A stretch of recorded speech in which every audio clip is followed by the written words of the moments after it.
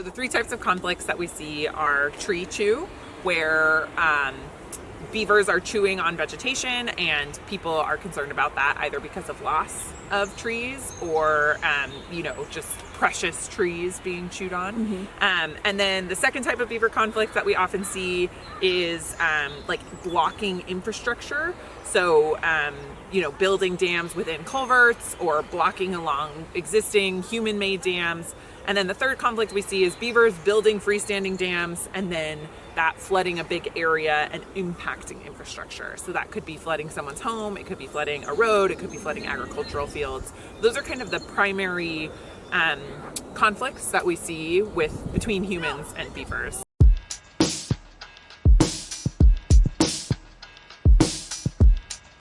Beaver coexistence is fairly cost effective, but it is not $0 typically. So some of our solutions include devices called flow devices like culvert exclusion fences, pond levelers, notch exclusion fences. These are meant to deal with some of those infrastructure problems, either flooding of infrastructure or blocking of infrastructure. And typically the materials for these devices vary a little bit. It's between $400 and $1,000, kind of depending on the type of device and depending on how much material we need.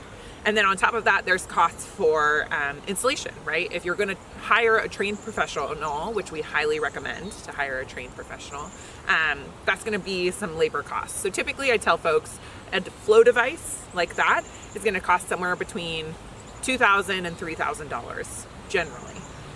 That includes those materials. It includes that time for trained professionals to install. It also includes potentially some help with permitting.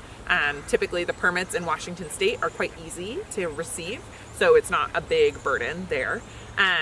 So, $2,000 to $3,000, which generally is fairly cheap as far as any kind of, infrastructure goes, but it's not nothing. And so there are efforts in the legislature, both state and federal, and at all of the various entities like ourselves, nonprofits that work in this space, to provide cost-effective and cost-share solutions. And so, I highly recommend working with a trained professional who also may be able to connect you with financial resources to help, lower those costs.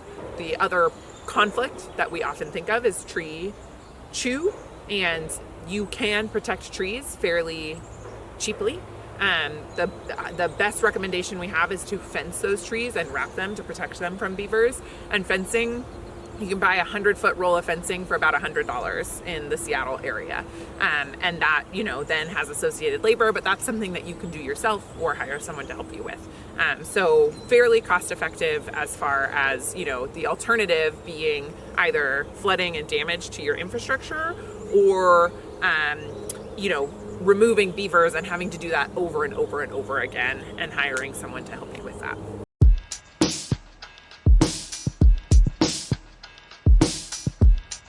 I will preface it all by saying I am not a lawyer, so legal considerations are definitely something that is worth thinking about.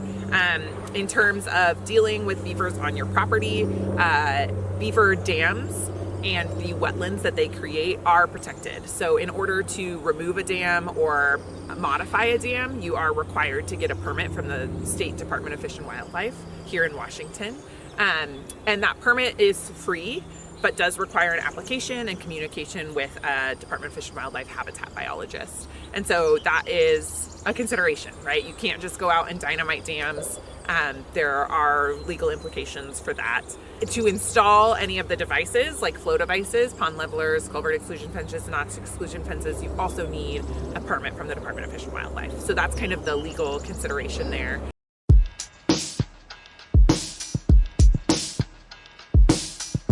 I think there's kind of a mix of people. There are people that have experienced these conflicts and think of beavers as a nuisance, and that is their understanding of beavers. Is beavers cause conflicts, they are a nuisance. And then there are people that have never experienced these conflicts and either don't have a strong opinion about beavers or have a really strong love of beavers.